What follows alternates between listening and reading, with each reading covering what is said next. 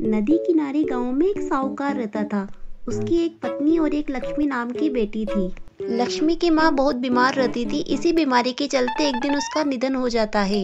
लक्ष्मी के पिता ने लक्ष्मी को बहुत समझाया, पर वह माँ की याद में दिन भर रोती रहती। तभी लक्ष्मी के चाचा ने लक्ष्मी के पापा से दूसरा विवाह करने के लिए बोला। अरे नंदा, क्यों ना तू दूसरा ब्याह कर ले, बच्ची को भी माँ मिल जाएगी और तेरा भी घर संवर जाएगा। क्यों टेंशन ले रहा है इतनी तू? चाचा की बात सुनकर साहूकार ने सोच विचार कर दूसरा विवाह करने का फैसला कर लिया।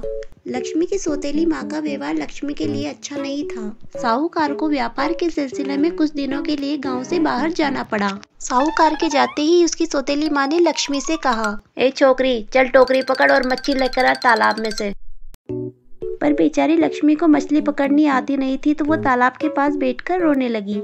तभी पानी में हलचल हुई और एक सुनहरी मछली पानी से बाहर निकल कर आई। लक्ष्मी बेटा, मैं तुम्हारी माँ हूँ, तुम क्यों रो रही हो? लक्ष्मी ने उसको सारी बात बताई। उसकी बात सुनकर मछली ने उसे खाने को भोजन दिया और जादू से उसकी टोकरी मछलियों से भर दी। सौतेली माँ को जैसे ही जादुई मछली का पता चला तो उसने लक्ष्मी को नदी पर जाना बंद करवा दिया। और एक दिन चिलचिलाती धूप में सौतेली माँ ने लक्ष्मी से कहा, चल री छोरी, सारे बाग को पानी पिला। बेचारी लक्ष्मी भूखी प्यासी पेड़ के नीचे बैठी बैठी रोने लगी। उसकी आवाज सुनकर उसकी मरी हुई माँ तोते के रूप में आई और उसे मीठे मीठे फल खाने को दिए और उससे रोज आने के लिए कहा। 2-3 दिन तो ऐसे ही चलते रहा। एक दिन सौतेली माँ ने उसे मीठे मीठे फल खाते हुए देख लिया। सौतेली माँ को बड़ा गुस्सा आया और उसने उस पेड़ को कटवा दिया। अब बेचारी लक्ष्मी का बाग में भी आना जाना बंद हो गया। कुछ दिनों बाद लक्ष्मी की माँ एक गाय के रूप में आने लगी और उसे अपना दूध पिलाने लगी। सौतेली माँ ने देखा कि लक्ष्मी तो दिन रात मोटी होती जा रही है और उसने पता लगाया कि एक गाय रोज उसको अपना दूध पिलाती है। जैसे ही सौतेली माँ को गाय के बारे में पता चला, वो उसको मारने के लिए प्रयत्न करने लगी, परंतु गाय ने उसे अपने सींगों से मार करके वहीं ढेर कर दिया और उसके वहीं पर प्राण निकल गए। वीडियो को लाइक करें और चैनल को सब्सक्राइब जरूर करें। एक गांव में रामू नाम का आदमी रहता था और वह बहुत गरीब था। गरीबी से परेशान होकर अपना गांव छोड़कर दूसरे गांव चल पड़ा। रास्ते में घना जंगल पड़ता था। वहां उसने देखा एक घोड़ी जो बच्चे को जन्म देने वाली थी, वो दर्द से तड़प रही थी। वो वहीं खड़ा होकर उसकी देखभाल करने लगा। जब घोड़ी ने एक बच्चे को जन्म दिया, वह उसे लेकर वो अपने घर की ओर चल दिया। घोड़ी को बांधकर वह जंगल में हरी हरी पत्तियां तोड़ने चला गया। घोड़ी ने हरी हरी पत्तियां खाई और स्वस्थ हो गई। घोड़ी का बच्चा भी धीरे धीरे जवान हो चला।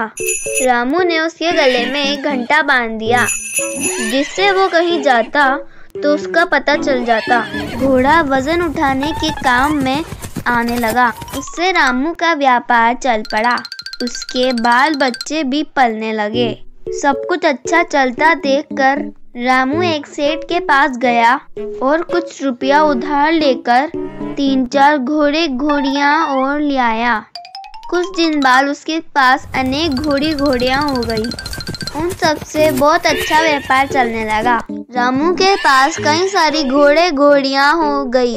उनकी साफ सफाई के लिए एक रखवाला भी रख लिया। रामू का व्यापार चमक उठा। बाल बच्चे और परिवार सब हंसी खुशहाल रहने लगे। सब ठीक चल रहा था, लेकिन जिस घोड़े के गले में घंटा बांधा था, वो बहुत घमंडी हो गया था। वो अपने आप को बहुत विशेष समझता था। सब घोड़े वन में पत्ते खाने जाते, वह उन सबको छोड़कर जंगल में अकेला घूमा करता था। सब घोड़ों ने उसे बहुत मना करा कि तू जंगल में अकेला मत घूमा कर। तेरे घंटे की आवाज से राजा शेर को पता चल जाता है कि हम सब यहाँ पत्ते खाने को आए हैं, इसलिए तू हमारे साथ रहा कर। एक दिन की बात है, सारे घोड़े जंगल में पत्ते खाने को गए। सारे घोड़े वापस आकर नदी में पानी पीने लगे। वो उन सब को छोड़कर वापस जंगल चला गया। उसके घंटे की आवाज सुनकर शेर भी उसके पीछे चलने लगा और मौका देखकर उस पे झपट पड़ा। बेचारे घोड़े का वही काम तमाम कर दिया। इसलिए मित्रों, कभी भी घमंड नहीं करना चाहिए। दोस्तों, एक घने जंगल में एक बूढ़ा शेर रहता था। उसके एक गीदड़ सेवक भी था। क्योंकि शेर बहुत बूढ़ा हो चुका था, इसलिए उसको शिकार करने में बहुत दिक्कत आने लगी। इसी के चलते उसने एक दिन गीदड़ से कहा, गीदड़, जा तू किसी शिकार को पकड़ के लेकर आ जा। जैसे तू उसे मेरे पास लेकर आएगा, मैं उसे मार दूंगा, फिर हम दोनों पेट भर के खाना खाएंगे। जा तू जल्दी से किसी को पकड़ के ले आ।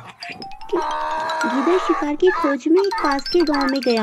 वहां उसने तालाब के किनारे एक गधे को हरी हरी घास के कोपले खाते हुए देखा। उसके पास जाकर बोला, मामा जी नमस्कार। बड़े दिनों के बाद दिखाई दिए हो, इतने दुबले कैसे हो गए हो? उसकी बात सुनकर गधे ने उत्तर दिया, अरे मित्र, अब तुमसे क्या कहूँ, धोबी बड़ी निर्दयता से मेरी पीठ पर बोझा रख देता है और एक कदम भी ढीला पड़ने पर लाठियों से मारता है। घास तो मुट्ठी भर भी खाने को नहीं देता, इसलिए मुझे खुद यहाँ आकर ये मिट्टी में मिली हुई घास खानी पड़ती है मेरे मित्र, इसीलिए मैं दुबला होता जा रहा हूँ।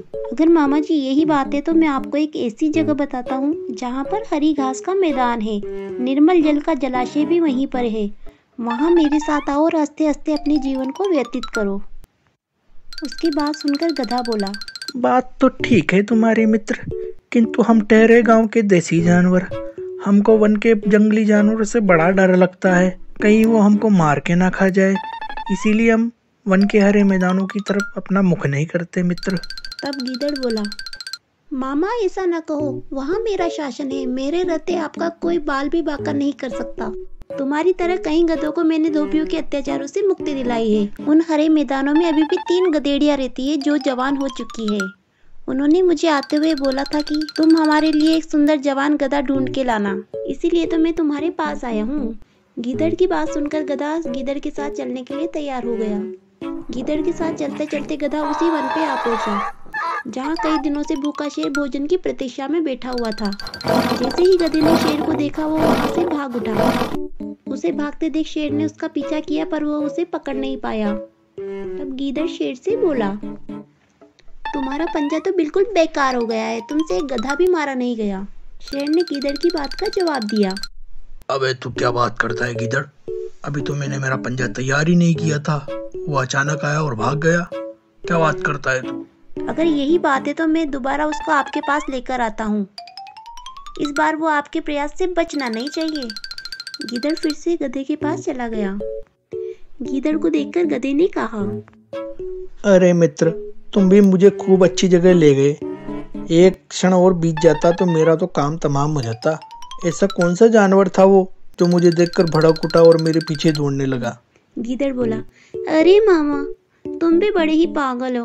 वो तो एक गधेड़ी थी जो तुम्हें गले लगाने के लिए उठी थी, और वो तुम्हारे प्रेम में पागल होकर तुम्हारे पीछे पीछे भाग रही थी।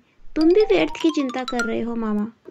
अगर तुम उसके पास दोबारा नहीं गए तो तुम्हारी याद में ही भूखी प्यासी मर जाएगी। तुम्हारे ऊपर स्त्री हत्या का पाप लग जाएगा मामा, चलो मेरे साथ। गीदड़ की बात सुनकर गधा फिर से जंगल की ओर उसके साथ चल दिया। उसको देखते ही शेर उस पर टूट पड़ा और दोनों ने मिल बांट करके उसको खा लिया। बेचारा गधा गधेड़ी के चक्कर में आकर के अपनी जान गंवा बैठा। वीडियो को लाइक और चैनल को सब्सक्राइब करना ना भूले दोस्तों।